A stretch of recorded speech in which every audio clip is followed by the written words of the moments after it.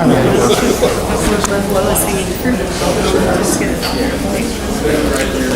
afternoon, everyone. I want to welcome all of you here and to welcome Councilmember James Brown, Councilmember Whitney Baxter, who are with us today. We also have our Public Safety Commissioner, Ken Armstrong. I know we have our Social Services Commissioner, Casey Allen Bryant, with us. And I also have with me this morning Acting Commissioner of Environmental Quality, Charlie Martin, Deputy Chief Administrative Officer, Glenn Brown, and Director of Division of Emergency Management, Rob Larkin. Well, it is spring, and I just noticed it's been raining. Our temperatures are going up into the 70s, and we're here, though, to talk about winter. Specifically, the work we are doing now to get ready for the winter weather we know will come later this year. While last year's ice has melted, unfortunately, the problems with our winter weather response did not disappear with it. That will take work. Today, we're taking the first of many steps before winter returns. On Tuesday, tomorrow, I will ask the Urban County Council to grant initial approval to agreements with 8 contractors who can help our city scale up heavy equipment and experienced personnel to manage winter ice and snow and other kinds of disasters. These contracts are a first step in our ongoing work to improve our city's winter weather response. In addition to hiring contractors, our city's overall goals are to rewrite the current snow plan, to develop an ice and snow plan, and to revamp the management structure, ensuring more oversight and coordination.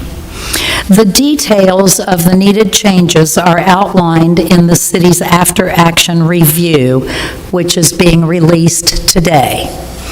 It identifies 6 key findings that need attention and points to a lack of a clearly defined, adaptable operational strategy that hampered our efforts this past winter. I asked Rob Larkin, our Director of Emergency Management, to conduct this review. I want to hear first today from Director Larkin, who will talk more about how the after-action review was conducted and touch on the key findings. Welcome, Rob. We gotta put that up. Thank you, Mayor. Good afternoon, everyone. I want everyone to know that conducting and formalizing this after-action review, or AAR as it's known as, has been a top priority of the mayor, and my team has taken this effort with extreme seriousness. Emergency Management was tasked with the AAR on February 9th, and since then, we have met with over 100 LFUCG employees, from driver operators to supervisors and managers to the most senior leaders of the city. I appreciate all their honesty, candor, and willingness to help make this review accurate so that we can do better and serve our residents better. We conducted 9 group interviews and numerous smaller meetings across 4 of the city's departments and 6 of its divisions, as well as with external partners that were participants in the response to the January winter storms. As such, we identified 6 key findings that will aid and inform the committee responsible for developing a new snow and ice plan. The first was lack of adaptable strategy, reduced effectiveness. Essentially what we're looking at here is one-size-fits-all approach is not effective. We must tailor operations to meet the forecasted and received weather in scale, flexibility, and timing. Resource capacity and logistical constraints impacted operational efficiency. Readiness must be improved through maximizing operational rate of equipment, staffing, as well as logistical outlay and pre-positioning resources. Operational execution never established snow plan priorities. The plan became fragmented and desynchronized as time passed, and unfortunately, frustrations grew. Communication was inconsistent and not aligned with operational reality. Messaging both internally and externally to our residents, businesses, and other partners needs to be consistent and accurate to meet their needs, and sometimes even manage their expectations. Workforce and training gaps reduced operational consistency. Essentially, we need to manage newer and inexperienced personnel with additional training on equipment, its operation, familiarization of the routes, and snow and ice clearing tactics. Incident management structure was not utilized to coordinate operations. We need to treat snow emergencies like other types of emergencies. Use the same organizational and operational construct that we use to fight fires, mitigate a natural disaster, or fight in a battle or win a war. You do that with clearly defined tasks and purposes of action, employ suitable methods, and complete with a measurable end state. During these times, you can't ease up, you can't get tired, even if you're not making headway, because Mother Nature will always get a vote. In the interest of your time, and so that Deputy CAO Brown and Acting Commissioner Martin can have an opportunity to speak, I will leave it at that. Again, I want to thank all that participated in supplying the data for this project, their inputs, and my team in emergency management for their hard work and diligence. Thank you. Yes, ma'am. Next, I want us to hear from Glenn Brown, our Deputy Chief Administrative Officer, who currently is supervising Streets and Roads, the division that is responsible for clearing roads in the winter weather. Glenn, if you can come tell us a little bit more about what's going on in Streets and Roads and what sorts of changes are being made. Welcome. Another tall one. Thank you, Mayor. The biggest thing we're working on right now is repairing the potholes. Old man winter may be gone, but the effects are still here. And we've been approving overtime for the crews to get out, spend more time, and try to alleviate our pothole problem. One thing we are still requesting is that the citizens call, let's call 311 to report a pothole. Some that we find on the way to filling other potholes, we will stop and take care of those. But we just really need more calls to 311 for the potholes that need to be filled.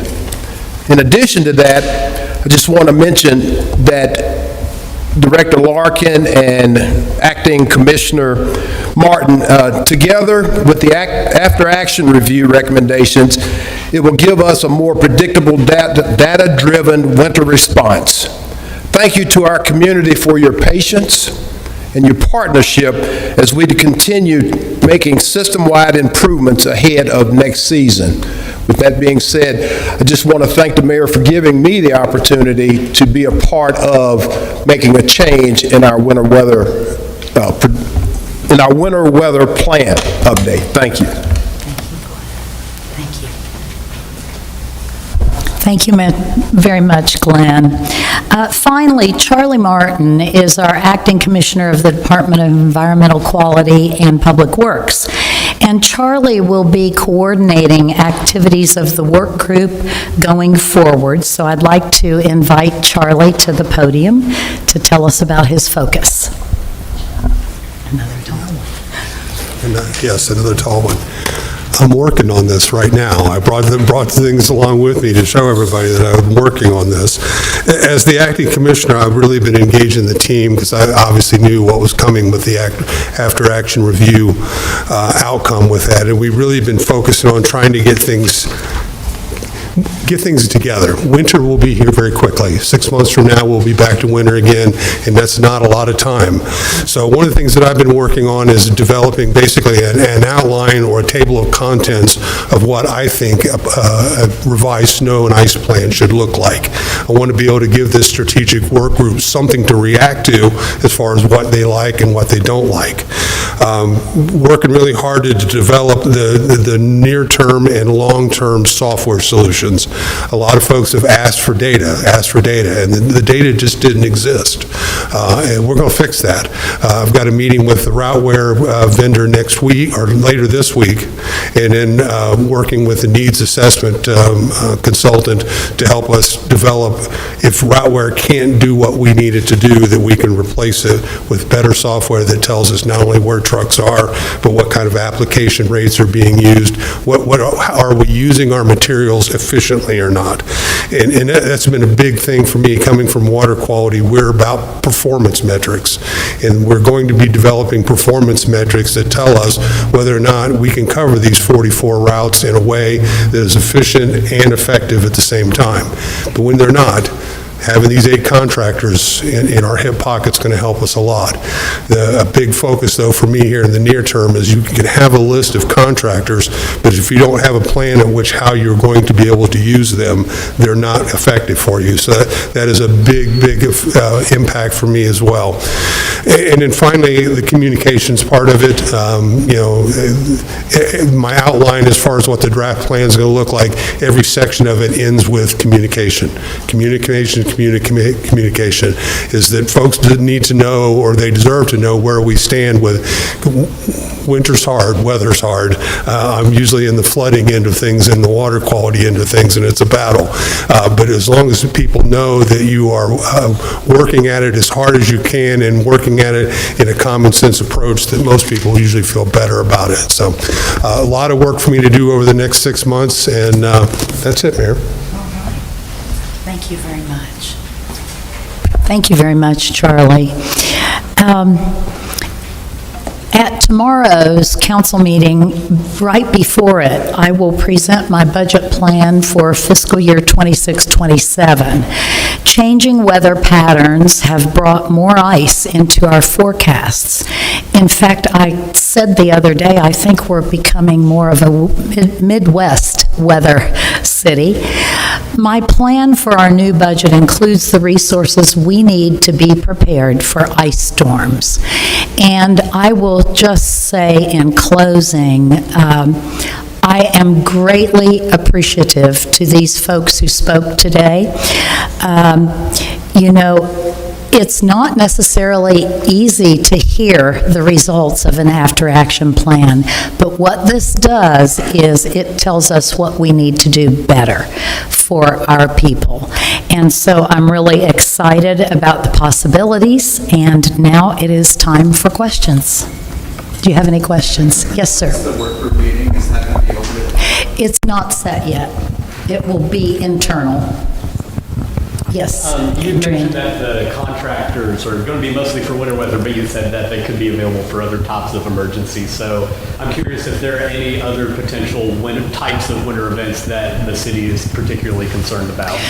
Well, of course, I'll ask others, but the thing that comes to my mind right away is a serious ice storm takes down trees, it breaks down utility lines, it's a major disaster, and we've had a couple of those, and here you go, for the tall people.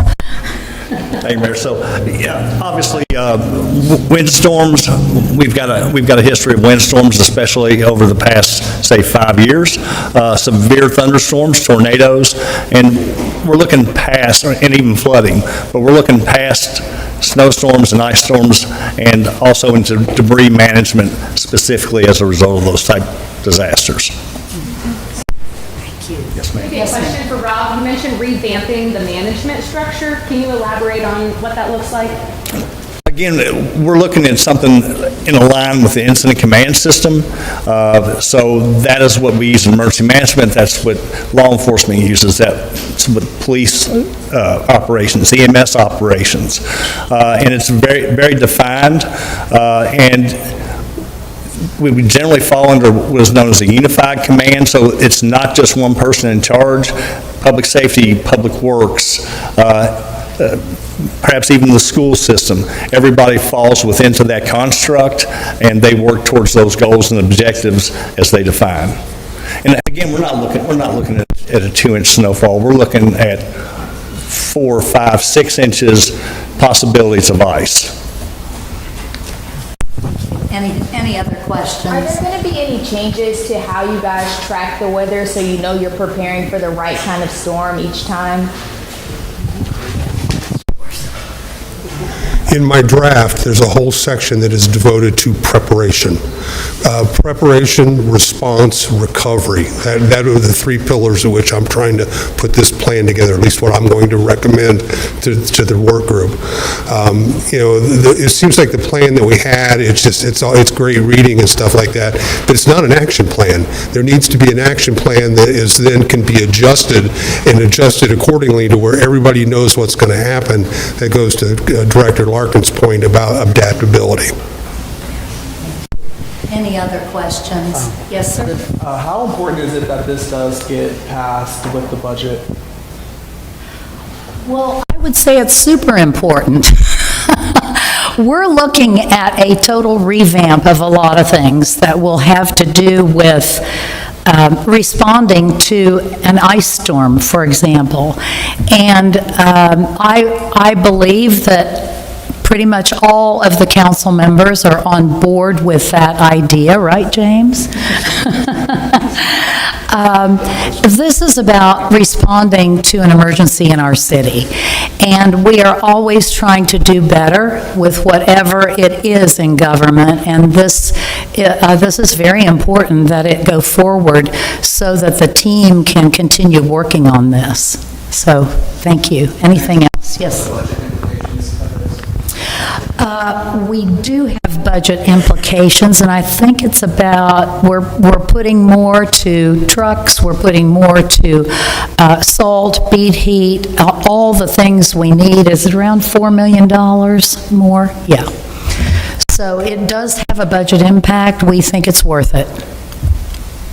What other questions do you have? After the challenges last year, you guys did say that you'd be using more contractors. Did that not work this time, or what was the issue as far as the contractors we did have and the outcome we had? I'll let Charlie, he knows a lot about that.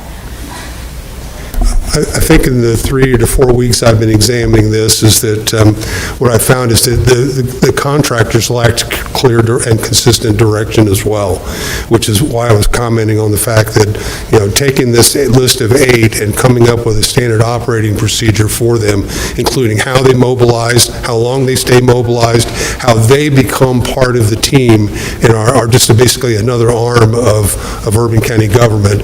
And that, I think, was what was missing last year as much as anything else. Clarity of what their expectations were, clarity of what we expected of them. Any other questions? Adrian? I have a question for the council members who are here. I'm not particularly Councilmember Baxter, but I'd love your answer as well. As someone that was, of the council members, more publicly critical of the administration, of the snow response recently, do you as well feel that the administration has so far taken the appropriate steps to improve the plan in the future? Sure. Either of you. Thank you for the question. Yes, I am very excited to fully read through the after-action review and to hear more about the contracts that we'll be voting on this week, and really excited to see where the plan goes from here, because like everyone has said, our community definitely deserves better, so I'm excited for that potential. Yeah. Councilmember Brown? Thank you. Now, good morning, everybody. I'm pleased with the administration steps to improve our snow and ice response. I think what the mayor shared about budget implications, last year we made an adjustment to our budget to address the storm situation, but we were preparing for snow. I think we're seeing ice more than we have in the past. It used to be a once-a-decade event. Now we've had an ice storm 2 years in a row. So this response to better address snow and ice, I think, is what I'm glad to see, and will probably support any additional budget requests to make sure that that gets adjusted, or gets addressed. So thank you. Thank you. Any other questions? Yes. Will Mr. Martin be staying on as acting director for the end of the election, or what is the plan with that? Mr. Martin is currently the Director of Water Quality, and he is my acting Commissioner of Environmental Quality and Public Works, and he will stay on for a while. Yep. Any other questions? All right, thank you very much. Stays on.